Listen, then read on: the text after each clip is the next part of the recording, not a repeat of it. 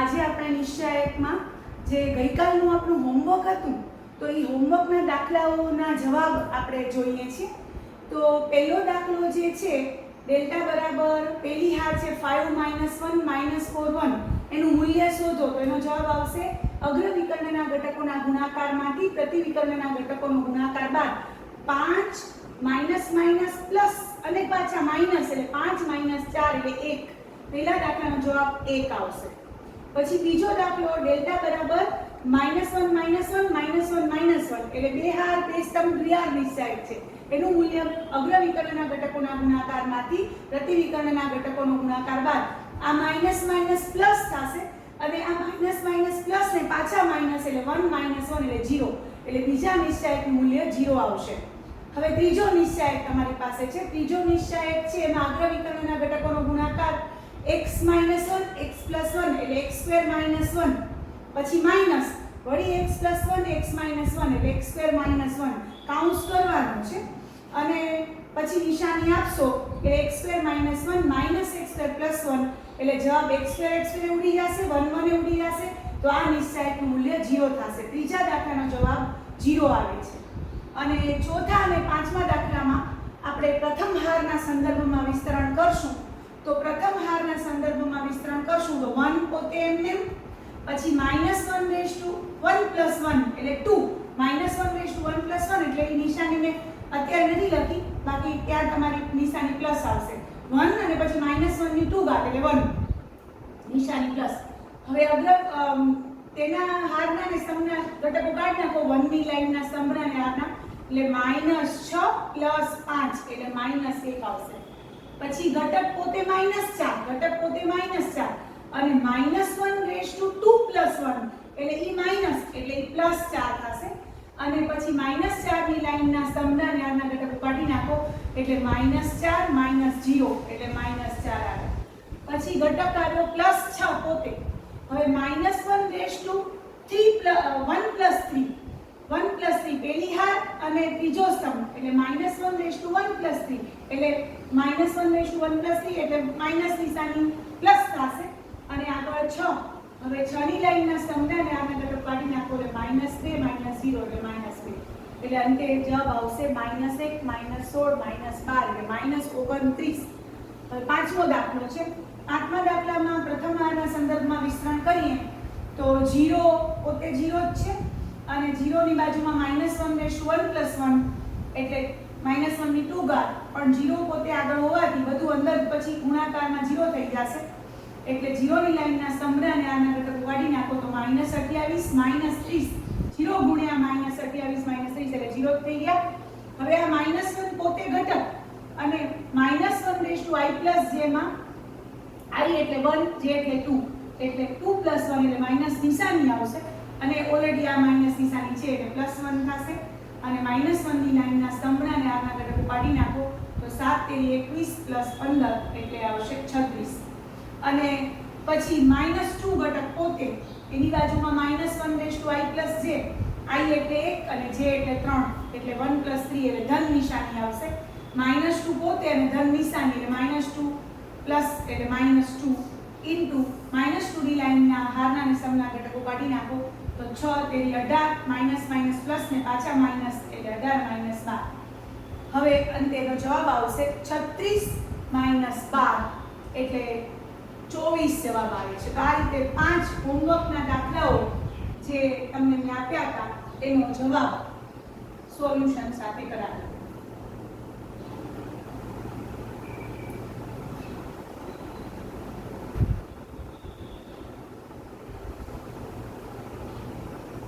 હવે આપણે એક હજી એક્ઝામ્પલ લઈ લઈએ અને પછી નિશ્ચયાયકના સંકેતો શીખીએ અને સંકેતો શીખ્યા પછી આપણે નિશ્ચયાયકના ગુણધર્મો શીખશું. નિશ્ચયાયકના સંકેતો જૂની બુકમાં અલગ ટોપિક હતો જ્યારે આપણી આ બુકમાં અલગ ટોપિક નથી. આપણે અલગથી શીખશું એટલે તમને લોકોને સંકેતો વાપરતા આવડી જાય.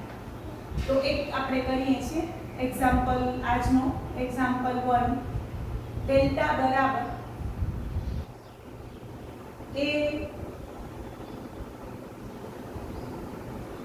AB - AB AB minus AB આ નિશ્ચાયકનું મૂલ્ય ગોતવાનું છે. તો આ બેનો ગુણાકાર એટલે minus a square b square અને આ બંનેનો ગુણાકાર માઇનસ માઇનસ પ્લસ એટલે minus a square plus b square એટલે નિશ્ચાયકનું મૂલ્ય 0 આવે. પછી એક્ઝામ્પલ આજનો બીજો દાખલો ત્રિહારનો કરીએ છીએ. પ્રથમ હારના સંદર્ભમાં વિસ્તરણ કરીએ છીએ.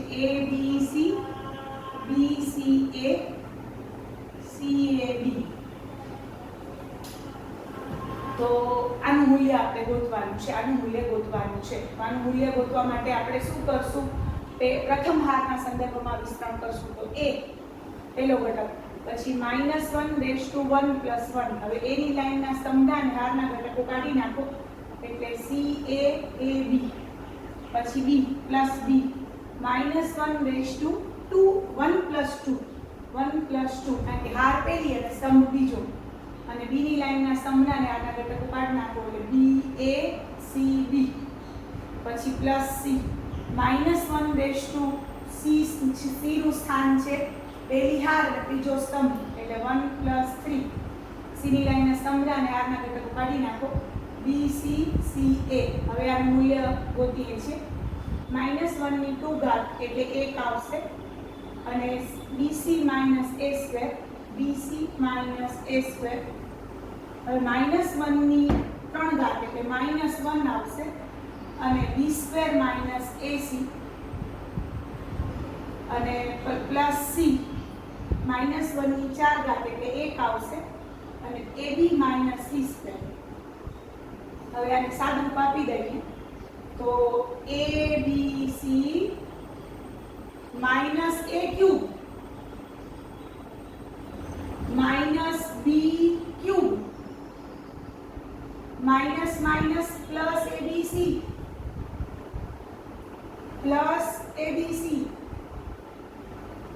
માઇનસ c ક્યુબ એટલે જવાબ આવ્યો 3ABC minus a cube minus b cube minus c cube. તો આ રીતે આપણે કોઈ પણ દ્વિહાર અને કોઈ પણ ત્રિહાર નિશ્ચાયકનું મૂલ્ય શોધતા શીખી ગયા. હવે આપણે નિશ્ચાયકના સંકેતો, વિશિષ્ટ સંકેતો આપણે શીખવાના છે. નિશ્ચાયક પર કોઈ પણ ક્રિયા આપણે લગાડીએ તો એ સંકેત દ્વારા લખવાની, તો એ સંકેતો તમને શીખવું છું. તો હવે જોશું આપણે એક્ઝામ્પલ પૂરા. હવે આપણે નિશ્ચાયકના સંકેતો પછી ગુણધર્મો જોશું. આમ તો બંને સાથે પણ કરી શકાય પણ અલગ અલગ તમને શીખવું તો તમને ખ્યાલ આવી જાય. બરોબર? સંકેતો આપણે શીખીએ છીએ. નિશ્ચાયકના સંકેતો.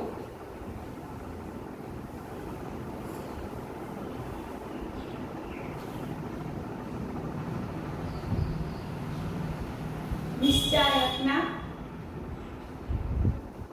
સંકેતો. પહેલો સંકેત છે, હવે એ ગુણધર્મ એકમાં જ આવેલો છે.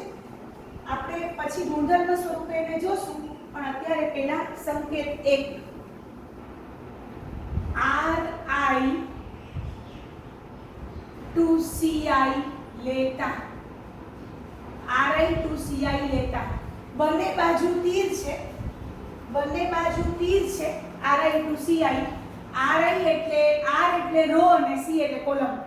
નિશ્ચાયકની પ્રત્યેક હારને અનુરૂપ સ્તંભમાં ફેરવવાનો સંકેત છે. નિશ્ચાયકની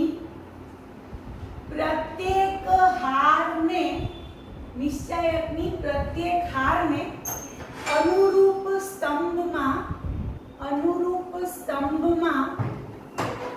ફેરવવા માટેનો સંકેત છે. તમારે કોઈ પણ નિશ્ચાયક પર જો પ્રત્યેક હારને અનુરૂપ સ્તંભમાં ફેરવવું હોય તો આ સંકેત લખવાનો. ગુજરાતીમાં નહીં લખવાનું, આવી રીતે સાંકેતિક ભાષામાં લખવાનું. RI to CI. RI થી CI ડબલ ઇમ્પ્લાઇઝ બંને બાજુ તીર કરેલું છે અને આને બોલાય પ્રત્યેક હારને અનુરૂપ સ્તંભમાં ફેરવતા. તો ધારો કે હું દાખલા તરીકે એક એનું ઉદાહરણ આપું છું કે ડેલ્ટા બરાબર મારી પાસે 3 - 1 0 5 દ્વિહાર નિશ્ચાયક છે, આ દ્વિહાર નિશ્ચાયક છે. તો ડેલ્ટા પર ri to ci લેતા, ડેલ્ટા પર ri to ci લેતા, તો ડેલ્ટા પર તમે જ્યારે ri to ci લેશો તો નવો નિશ્ચાયક મળશે. નવો નિશ્ચાયક ધારો કે ડેલ્ટા ડેશ કહીએ, ડેલ્ટા 1 કહીએ, ગમે તે કહી શકીએ છીએ. ડેલ્ટા ડેશ છે તો ડેલ્ટા ડબલ ડેશ ગમે તે કહી શકશો. ડેશ એટલે કોઈ બીજો કોઈ સંકેત નથી કે પૂરક ગણ કે એવો નથી. આ ડેલ્ટા છે તો તમે એના આ ડેલ્ટા ઉપર ri to ci લેતા. ri to ci એટલે શું? પ્રત્યેક હારને અનુરૂપ સ્તંભમાં ફરાવો તો નિશ્ચાયક નવો મળશે. ડેલ્ટા ડેશ ધારો કે આપણે કહીએ તો પેલી હાર છે ને, પેલી હાર ઈ પહેલા સ્તંભમાં બદલાઈ જશે અને બીજી હાર છે બીજા સ્તંભમાં. અનુરૂપ હાર પ્રત્યેક હારને અનુરૂપ સ્તંભમાં ફરાવતા એટલે કે પેલી હાર છે એ પહેલા સ્તંભમાં ફરશે અને બીજી હાર છે એ બીજા સ્તંભમાં ફરશે. યાદ રાખો, ગમે તે જગ્યાએ નહીં જાય. પેલી હાર પહેલા સ્તંભમાં ફરી જશે, બીજી હાર બીજા સ્તંભમાં ફરી જશે. તો આ સંકેત લગાડ્યાથી નવો નિશ્ચાયક આપણે ડેલ્ટા ડેશ મળ્યો. તો આ ક્રિયા જ્યારે મારે કરવી હોય, કોઈ પણ નિશ્ચાયક પર મારે આ ક્રિયા કરવી હોય તેનો આ સંકેત મારે લખવું પડે. ડેલ્ટા પર ri to ci લેતા, ri to ci બંને બાજુ તીર આવશે, ri to ci બંને બાજુ તીર આવશે. એનો મતલબ શું થશે? પ્રત્યેક હારને અનુરૂપ સ્તંભમાં ફરાવતા. તમને પ્રશ્ન થશે કે હું પહેલી હારને પહેલા સ્તંભમાં ખાલી ફરાવી શકું, r1 to c1 લેતા આવું હું કરી શકું? ધારો કે મારે પહેલી જ હારને પહેલા સ્તંભમાં ફરાવો છે તો એ નહીં શક્ય બને. આ સંકેત એના માટે છે કે જેમાં પ્રત્યેક હારને અનુરૂપ સ્તંભમાં ફરાવી શકાય. કોઈ પર્ટિક્યુલર પહેલી હારને પહેલા સ્તંભમાં ફરાવો કે ત્રીજી હારને ત્રીજા સ્તંભમાં ફરાવો એવો પર્ટિક્યુલર સંકેત નથી. આ જનરલ સંકેત છે. આનો મતલબ થશે પ્રત્યેક હારને અનુરૂપ સ્તંભમાં ફરાવતા. આ સંકેત જે આપણે શીખ્યા છીએ એમાં એક નોંધ પણ લખીએ છીએ કે ci to ri પણ તમે સંકેત વાપરી શકો છો. ci to ri લઈ શકાય. એટલે શું કે પ્રત્યેક સ્તંભને અનુરૂપ હારમાં ફરાવતા. પ્રત્યેક સ્તંભને, ધારો કે પહેલો સ્તંભ છે તો એને પહેલી હારમાં ફરાવવાનો, બીજો સ્તંભ છે તો એને બીજી હારમાં ફરાવવાનો. આ પણ તમે ક્રિયા લગાડી શકો છો. આ પણ આપણા કોર્સમાં જનરલી ri to ci વપરાય છે, પણ ci to ri પણ આમ તમે વાપરી શકો છો. એનો મતલબ શું થાય કે પ્રત્યેક સ્તંભને અનુરૂપ હારમાં ફરાવતા, આમાં પ્રત્યેક હારને અનુરૂપ સ્તંભમાં ફરાવતા નવો નિશ્ચાયક મળશે. જે નિશ્ચાયક હશે, ધારો કે માની લો કે હું આ નિશ્ચાયક ઉપર આ ક્રિયા લગાડું છું ci to ri, તો પહેલો સ્તંભ છે આયરો એ પહેલી હાર બની જશે અને બીજો સ્તંભ છે એ શું બની જશે? બીજી હાર. તો આ રીતે તમે ci to ri પણ કરી શકો છો.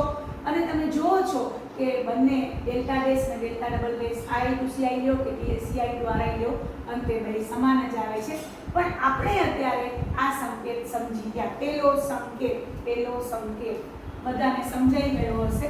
હવે સંકેત નંબર બીજો શીખવું છું, પછી સંકેત સાથે ગુણધર્મો શીખવીશ. અત્યારે ખાલી સંકેત જ શીખવું છું. સંકેતનો મતલબ આપણે આવા સંકેતોમાં વાપરી શકશું, આવી ક્રિયાઓ આપણે કરી શકશું, પણ આમ લખવાનું આવી રીતે સંકેત સ્વરૂપે લખવાનું. હવે બીજો સંકેત છે. બીજા સંકેતમાં છે નિશ્ચાયકની કોઈ પણ બે હાર અથવા સ્તંભની અદલ બદલ કરીએ તો નિશ્ચાયકનું મૂલ્ય વિરોધી સંખ્યા મળે છે. તેનો સંકેત છે ri થી rj. બધાનું અહીંયા ધ્યાન, ri થી rj. આનો મતલબ શું થાય? ri to rj એટલે શું? જ્યાં i is not equal to j, ri થી rj. આ સંકેતનો મતલબ શું કે i ની હાર અને i ની હાર અને j ની હારની અદલ બદલ કરતા, i ની હાર અને j ની હારની અદલ બદલ કરતા. આ શું છે? પ્રત્યેક હારને અનુરૂપ સ્તંભમાં ફરાવતા. જ્યારે આનો મતલબ છે નિશ્ચાયકની i ની અને j ની હારની અદલ બદલ કરતા. નિશ્ચાયકની i ની હાર તથા j ની હાર અદલ બદલ કરવા માટેનો સંકેત છે. નિશ્ચાયકની આઈની હાર તથા જેની હારની અદલ બદલ કરવા માટેનો આ સંકેત છે. RI બે બાજુ તીર RJ, RI બે બાજુ તીર છે અને RJ એને આપણે લખશું. તો ખાસ આ રીતે આપણે હારની અદલ બદલ કરવી હોય તો આપણે આ સંકેત વાપરશું. ધારો કે તમારી પાસે નિશ્ચાયક ડેલ્ટા બરાબર 5 - 1 4 3 2 0 1 6 7 આવો 3R નિશ્ચાયક છે. હવે તમે એમાં તમે પહેલી અને ત્રીજી હારની અદલા બદલી કરો તો તમારે લખવું પડે ડેલ્ટા પર R1 બે તીર R3 લેટા. એટલે એનો મતલબ શું થયો? પહેલી અને ત્રીજી હારની અદલા બદલી કરવાની. તો નવો નિશ્ચાયક કોઈ ડેલ્ટા ડેશ મળશે, નવો નિશ્ચાયક ડેલ્ટા ડેશ મળશે. એમાં પહેલી હારની જગ્યાએ ત્રીજી હાર લખવાની, ત્રીજી હારની જગ્યાએ પહેલી હાર લખવાની. એટલે 1 6 7 બીજી હારને અદવાનું નહીં, બીજી હાર એમને એમ રહેશે. આ બે હારની જ ખાલી અદલા બદલી થશે. તો તમને આવો સંકેત તમે વાપરી શકો. નિશ્ચાયકની આઈની હાર તથા જેની હારની અદલા બદલી કરવાનો સંકેત છે, કરવા માટેનો આ સંકેત છે. એવી જ રીતે નોંધમાં તમે લખી શકો, એવી જ રીતે નોંધમાં તમે લખી શકશો CI CJ. એટલે I માં અને I અને J ની is not equal to J. તમને પ્રશ્ન થશે કે I અને J બે સમાન હોય તો, એટલે કે તો R1 થી R1 એટલે પહેલી અને પહેલી હારની અદલા બદલી કરતા એટલે કાંઈ ન કર્યું કહેવાય ને. પહેલી અને પહેલી હારની અદલા બદલી કરતા એટલે કાંઈ કર્યું જ ન કહેવાય. એટલે I અને J બે કેવા હોવા જોઈએ? અસમાન હોવા જોઈએ, તો જ અદલા બદલી થઈ શકે, નહીંતર અદલા બદલી થઈ ન શકે. એટલે ખાસ આ મહત્વનું છે. I is not equal to J એ મહત્વનું છે ખાસ. કારણ કે તમને કોઈ કે ત્રીજા અને ત્રીજા સ્તંભની અદલા બદલી કરો એટલે કાંઈ કર્યું જ ન કહેવાય. ત્રીજો સ્તંભ અને ત્રીજો સ્તંભ અદલા બદલી કરી કેમ શકો? ઈનો ઈ જ છે. પણ બીજો અને ત્રીજો સ્તંભની અદલા બદલી કરો એમ કહ્યું હોય તો તમારે અહીંયા I બરાબર 2 લખવાનું અને J બરાબર 3 લખવાનું. તો આ રીતે તમે CI થી CJ પણ લઈ શકો છો. એટલે કે I માં અને J માં સ્તંભની અદલા બદલી પણ કરી શકો છો. નોંધમાં તમે એને કહી શકો, નિશ્ચાયકમાં નોંધમાં તમે શું લખી શકો? નિશ્ચાયકના નો આઈમો સ્તંભ તથા જેમો સ્તંભ ની અદલા બદલી કરવાનો સંકેત છે.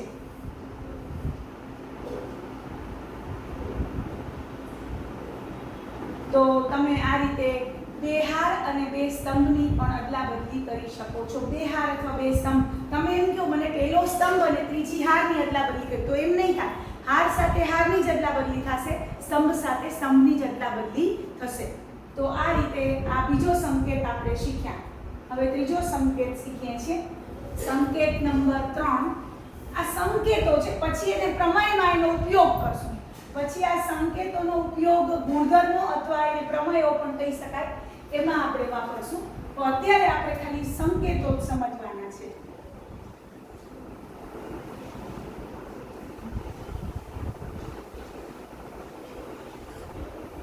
હવે ત્રીજો સંકેત છે,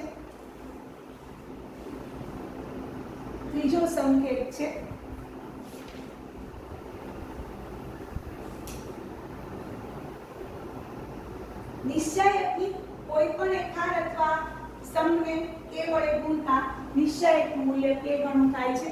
અને k વડે ગુણવા માટે આપણે એને સંકેતમાં R1 થી k R1 એ રીતે આપણે લખશું. તો જોઈએ છે, લખીએ સંકેત R1 RI k RI આવો સંકેત છે, જ્યાં k belongs to R. આ સંકેત એટલે શું? I ની હારને k વડે ગુણતામાં એક જ બાજુ તીર છે. નિશ્ચાયકની I ની હારને k વડે ગુણવા માટેનો સંકેત છે. નિશ્ચાયકની કોઈ પણ હાર અથવા કોઈ પણ સ્તંભને તમે k શૂન્યેતર વડે ગુણી શકો. k belongs to R. k કેવો હોવો જોઈએ? k શૂન્યેતર હોવો જોઈએ, k શૂન્ય ન હોવો જોઈએ. ખાસ કોઈ પણ સંખ્યા ને જ્યારે શૂન્યેતર હશે, બરોબર? તો k બિલોંગ્સ ટુ r, જ્યાં k શૂન્યેતર હશે, શૂન્ય વડે ગુણશો તો એ હાર ગુણી શકાશે, પણ એ હાર પોતે શૂન્ય બની જશે. આપણે અત્યારે k બિલોંગ્સ ટુ r બાજુમાં લખશું.